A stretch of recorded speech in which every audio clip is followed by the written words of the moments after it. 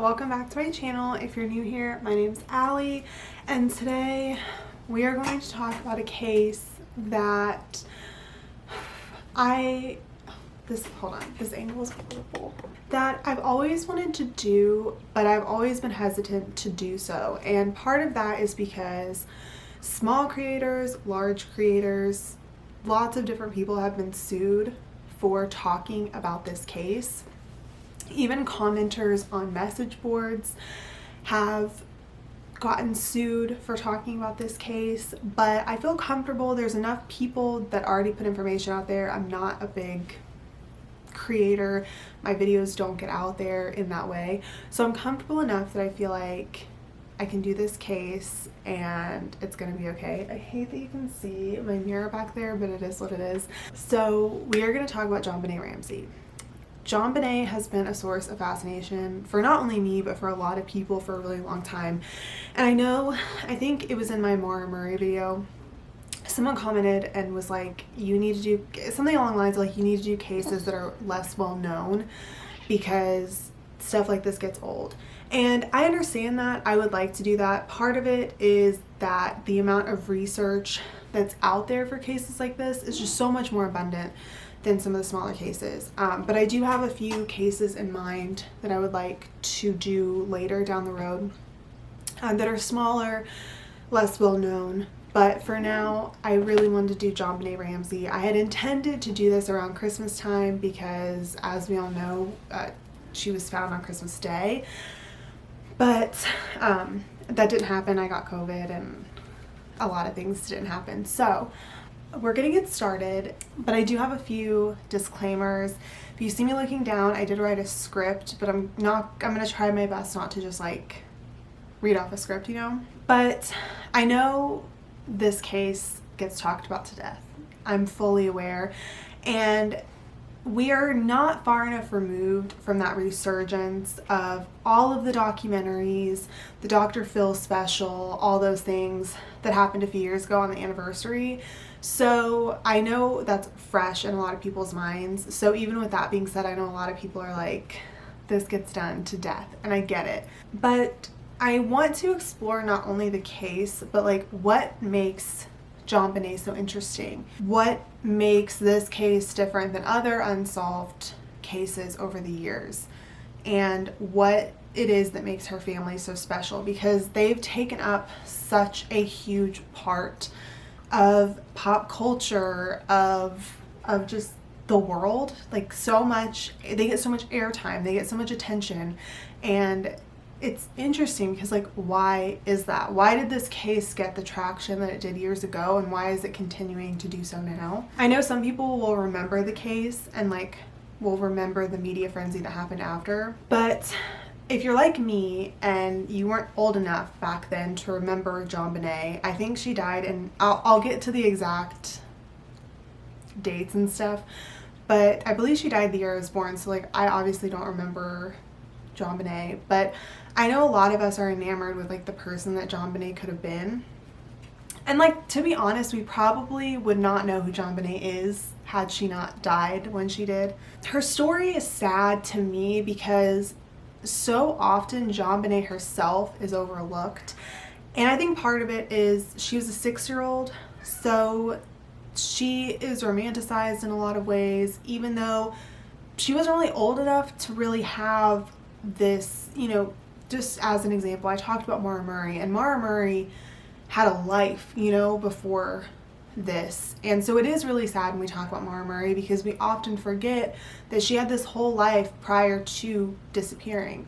But with Jonbenet, she had such a small life and like such a small chance to be remembered. And it is sad because there's so much lost potential in someone like Jonbenet, but at the same time, like I said, we probably wouldn't even know who Jonbenet is had it not been for her disappearance.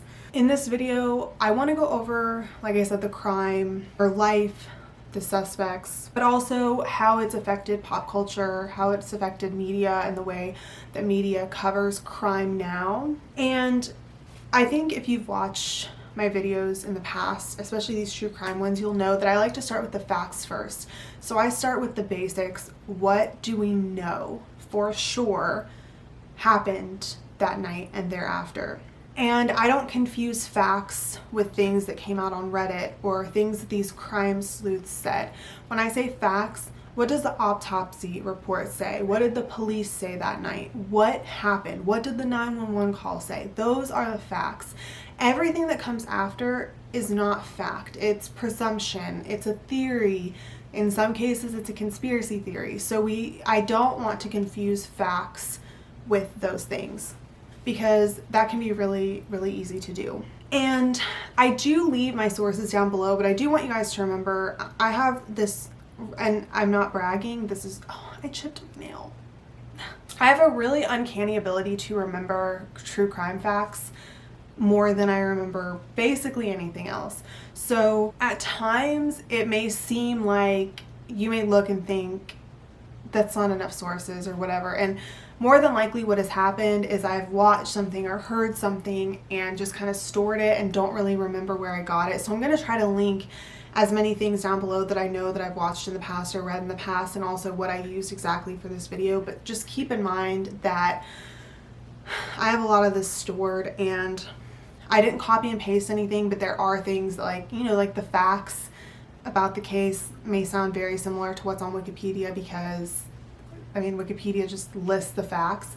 So anyway, I just want to put that out there because my source list isn't exhaustive. There's tons of other places that I could have gotten sources. But, okay, we're 7 minutes in. I haven't started talking about it, so let's get started. Jonbenet was born August 6th, 1990. She was originally born in Atlanta, Georgia, but they moved to Boulder, Colorado for John Ramsey's work. Her mother and father were Patricia, but she went by Patsy and then John Ramsey. And she was actually named after both of her parents, something that a lot of people point out, and I also find it very interesting that she was named after both of her parents, even though that she was the second child. She had a brother named Burke and then a half-sister named Elizabeth. Her half-sister doesn't get talked about nearly as much as her brother Burke does. Her only prominent hobby at the time was being a pageant queen, and she actually won many awards for this and kind of rose to fame in that industry. And it's how she was known, at least in that sector. I don't think the pageant industry is like, even now, something we know, you know, like movie stars or whatever. She passed away on December 26th, 1996. So I misspoke earlier when I said 1993. That was when I was born, but she passed away December 26th, 1996. Really, all that we know about her and her background of her parents, it doesn't really matter aside from like cursory information. We know that Patsy was kind of a stage mom, and that's how she was known. And her father was a fairly successful businessman, which is why they were in Boulder, Colorado. And Patsy was John's second wife. That's how she has a half-sister named Elizabeth. And in 2006, Patsy unfortunately passed away from ovarian cancer, which is always really sad when a parent of someone young that dies when they're young passes away, because they never got to see justice for their child. And Burke and John, though, are still living, as we know. We've seen interviews with both of them. At around 5:30 in the morning on December 26th, Patsy got out of bed to find a ransom note alleging that Jonbenet had been kidnapped. It was two pages long. It was written on stationery that was found in the house with a pen that was found in the house. And despite the warning not to call 911, Patsy called 911 anyway. You can actually hear this 911 call like on YouTube and stuff. I'm not going to post it because 911 calls are very triggering for some people, and that's not what I'm about. So if you're interested, I can try to link that down below, but her 911 call is available to the public. And at about 6 a.m., police officer Rick French arrives at the residence, and he comes to search the home. And ironically, he finds a closed door in the basement, and it's the one that Jonbenet is behind, but he doesn't open it. He alleges that he was only looking for potential escape routes, and that door didn't lead out anywhere, so there was no reason for him to look at it. And at that time, he was just doing a cursory search. He wasn't searching for a body.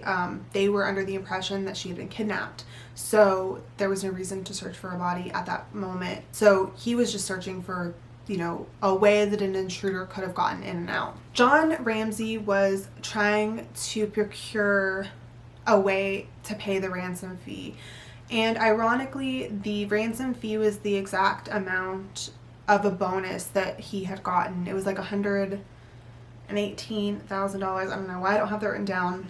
Something along those lines. And it was the exact amount that he'd gotten, I think, as a Christmas bonus. As he was doing this, they brought forensics into the home. The only room that was actually cordoned off was her bedroom. Every other room was open. And very quickly, the house became full of people. There were neighbors, people from the church, on top of investigators.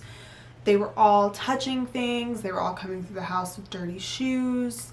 And essentially, they contaminated the entire crime scene. Nothing about the scene was secure, and that isn't me inserting my opinion. That's been said multiple times. Every single source from that morning talks about how the scene was not secure at any point. It's even reported that a neighbor came over and cleaned the kitchen, which becomes important later. So the crime scene, there would honestly be no way of getting any evidence from the house because at that point it was just too contaminated. Detective Linda Arndt arrived at 8 a.m.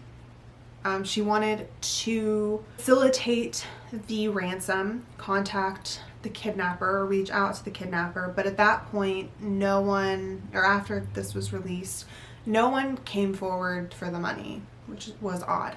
The person that ended up finding Jonbenet was her father, John Ramsey, and basically the detective decided, for whatever reason, to send people around the house to see if anything was amiss. So everyone kind of got assigned a different place. And so John went right back, that overlooked closed door.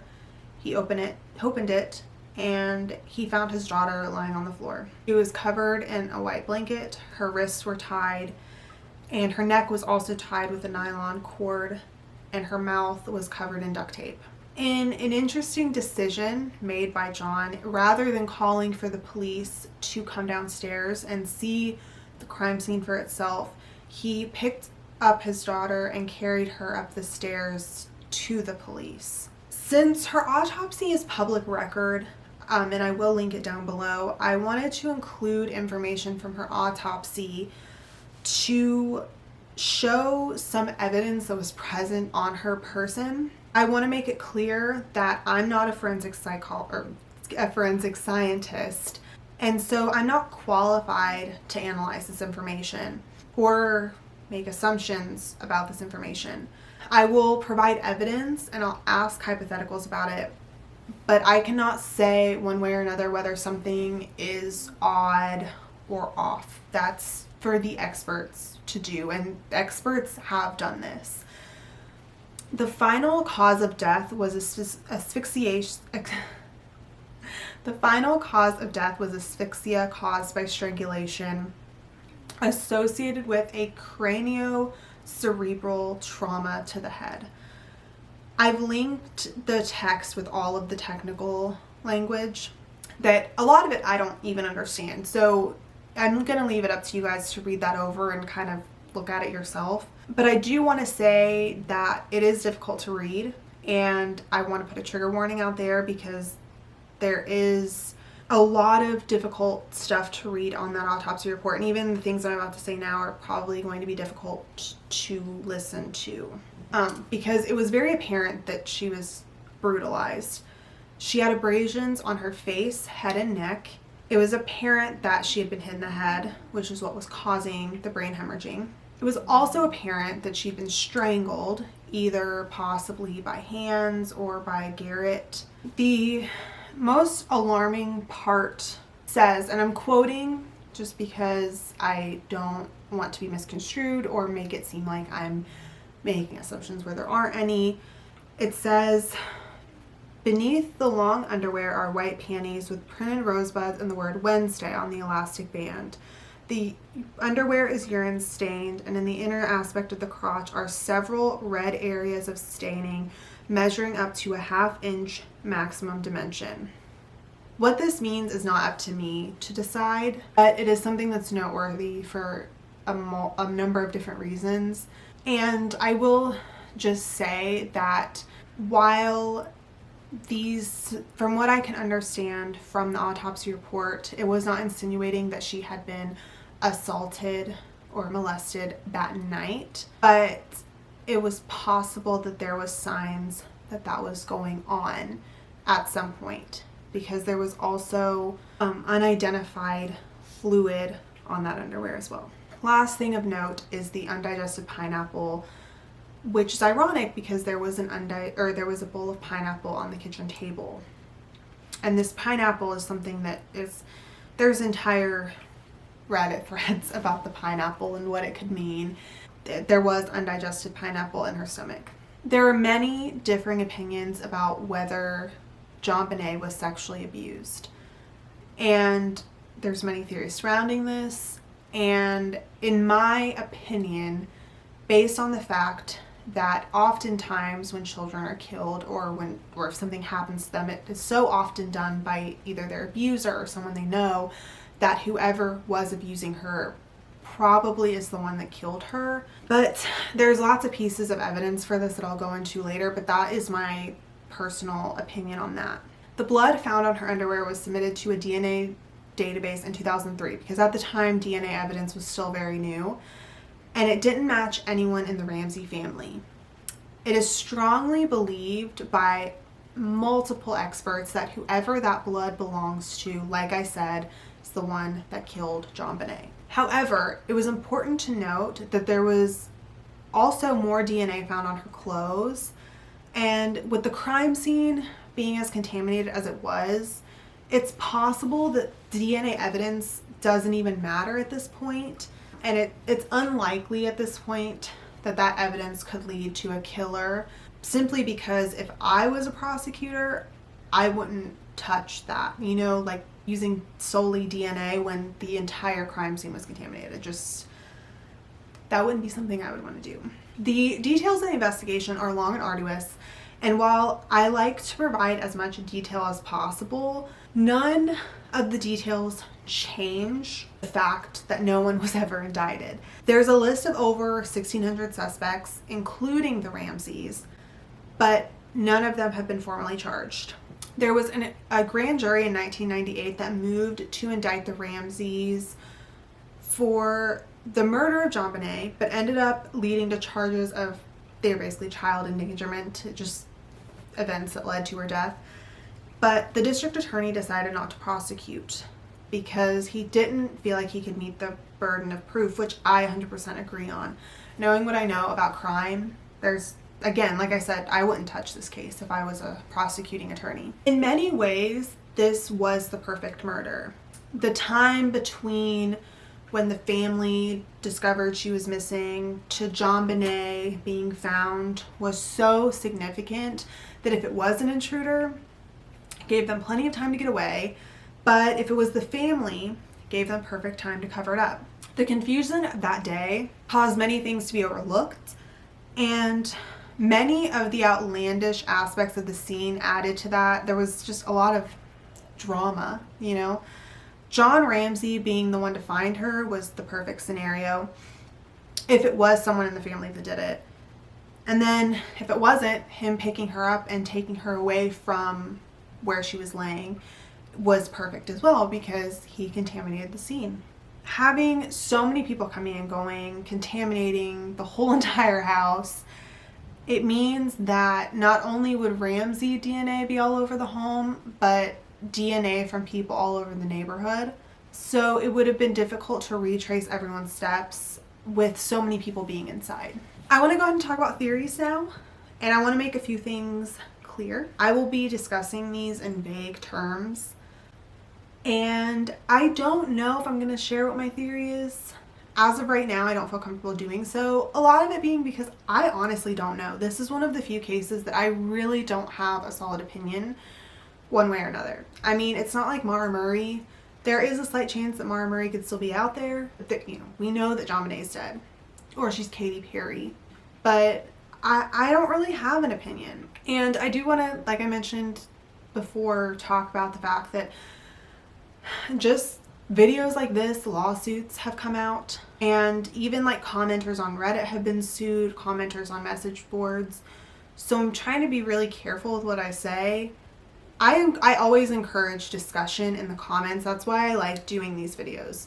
But I also want to let you know that this case does make me more cautious because of the lawsuits and the things that the lengths that the Ramsey family has taken to withhold information from the public. Some of you might wonder, why even bother? Why deep dive into something if you're not gonna really talk about it? And I feel the same way about this case as I feel about any unsolved case. And the reason why unsolved cases are important to me, and that's because we should never ever stop talking about unsolved cases. If there's a chance that one new person stumbles across this that for whatever reason didn't know about Jonbenet, that gets one more person talking about this case and making it important.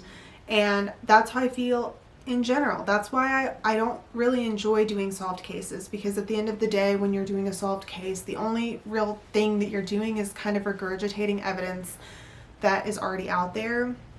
And I much prefer to talk about cases that have not been solved, because maybe for whatever reason someone likes my style of video, maybe someone likes listening to me, so that person, it could reach one more person. And that's why I think these are so important. And until we know who killed her, which to be honest, we'll probably never know who killed her, we need to continue to talk about her. And aside from the bullshit and the conspiracy theories and all this stuff, we need to talk about her, because she deserves that. She's the victim here. Regardless of what people think, at this point, I don't see the family as victims. Anything that they have done, they've done to themselves. Not her passing away, but the hole that they've dug for themselves in terms of having the spotlight on them, they did that to themselves. Jonbenet is the victim here, and we often forget that. We talk about the pineapple. We talk about how she could possibly be Katy Perry. We talk about John and Burke and Patsy, but we don't talk enough about Jonbenet. And that's why I make these videos, because in all of these scenarios, there are victims, and we need to say their names. They are victims, and until we know exactly what happened, I will continue to make these videos. So let's start with the family theory. And I want to start with the fact that Burke has never been considered a suspect by investigators, as far as I know. He's become the subject of many documentaries and a lot of controversy in the past few years, but most of that was based on his behavior in interviews. And actually, in a CBS documentary that I watched when this resurged, some of the videotape of him getting questioned back in the day and recent interviews and like the pineapple and all that stuff, I can kind of see why the public may think that, but the police have not made it clear that he's a suspect. There's theories that he harbored jealousy towards Jonbenet, which I think holds some validity, but the main reason that I say that is because I'm an older sibling myself, and if you're an older sibling, can you honestly say that you were never jealous of your younger sibling, especially the one that ended up being named after the patriarch of your home? The biggest piece of evidence that could potentially rule Burke out was the fact that she was strangled, because as we know, strangling is not like a delicate way to kill someone. If you've watched movies where they just kind of like strangle for a few seconds or use whatever to strangle, it happens so fast. And oftentimes when you're strangling someone, it can take 5, 10, sometimes 20 minutes to strangle someone, especially if you don't have the strength to do so. And he wouldn't at that young of an age. Even someone as young as Jonbenet, I would assume, would have fought back once she realized what was happening. And the likelihood that he could have strangled her on his own is very unlikely. That leaves the theory that it could be Patsy or John, and they've come under scrutiny multiple times. The house had no signs of forced entry, and there was a broken window in the basement, but there were cobwebs around the points of entry that were undisturbed. And so if someone had gotten in through the broken window, the cobwebs and stuff would have been disturbed, and it would have shown that someone had climbed in through that window. So it was not likely that that was the scenario, and it also wasn't big enough for a grown adult to have come through. There was also the fact that the ransom note was written on stationery that was found in the Ramsey home. That it doesn't normally happen. If someone was going to do this big kidnapping heist, more than likely it would have been a little bit more planned than that. And they had been accused of being uncooperative, or were accused of being uncooperative. They were criticized for their behavior during interviews. I'm always skeptical of critiques about how a person should act after a loved one has died, so I don't really find it a valid argument to say that the way that someone acts when they find out a person died or after a person dies is indicative of whether they had something to do with it. I don't find validity in that. But the rebuttal to many of these suggestions was that they were afraid the police was completely discounting the intruder theory and potentially letting a murderer walk free because the police were too focused on Patsy and John, which if they're innocent, that is a completely valid point. And I would also, if I was a parent in that scenario, find that incredibly frustrating. But statistically speaking, when abuse and murder of a child are involved, a child is more likely to be hurt by a family member than they are by strangers, which is further evidence that it's far more likely that a family member did this as opposed to an intruder. So as far as the intruder theory is concerned, one piece of evidence that I forgot to mention was an unidentified boot track. And this piece of evidence is heavily focused on Reddit, and the Ramseys themselves have hired a number of investigators who have claimed that the intruder theory is the best theory, and many people on Reddit and many investigators who are associated with the case have also agreed. There were a number of break-ins that happened months leading up to the murder, and there was a number of sex offenders that lived close to the home. Two of the main suspects were a former housekeeper and a neighbor who played Santa Claus around the holidays. Jonbenet's prominence in the pageant industry could have attracted the attention of child predators, and that is a theory that has been heavily talked about. While this case is several years old at this point, the Boulder police still say it's open and it's active, and while the statute of limitations has run out on the grand jury indictment, the statute of limitations for murder has not. So it's important to remember that this case could be solved. I doubt it, but it could be. It can be overlooked, the impact that this case has had on pop culture and media, and it has made true crime what it is today. We see true crime differently now because of this case, and armchair sleuthing would not be what it is today without this case. And I've said that about other cases too. I know I said that about Mara Murray, but I do mean it, that with this case, it changed pop culture. And to this day, there's always something new about Jonbenet. There's always articles being written. There's always documentaries and films and things inspired by Jonbenet. There's conspiracy theories about her. I've mentioned it, but there's a theory that she's alive and living as Katy Perry. There are so many Reddit threads about this, which I perused a lot while researching for this case just to see what people were saying. And like I said, to be honest with you, I used a lot of what I already knew to make this case, and I used sources to line everything up, but I knew most of what I was saying about this case prior to even researching for it. And I probably could have just freehanded this video completely and not even used a script, but I like to be organized. So, I mean, and I think that's the case for a lot of people. This case has fueled the crime sleuth fire in many ways. It's piqued our fascination in so many different industries. And I mean, look at the success of Toddlers and Tiaras. I don't think that would have been something that we would have had it not been for Jonbenet. And it touches on similar themes that we've discussed here today. Her story has just impacted us in so many different ways.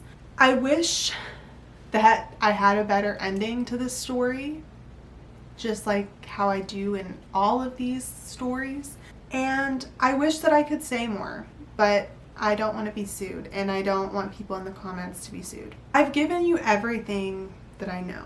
And while it's not as in detail as other sources, it's enough that if you don't know who Jonbenet is, I hope that this inspires you to take the time to do more research about her.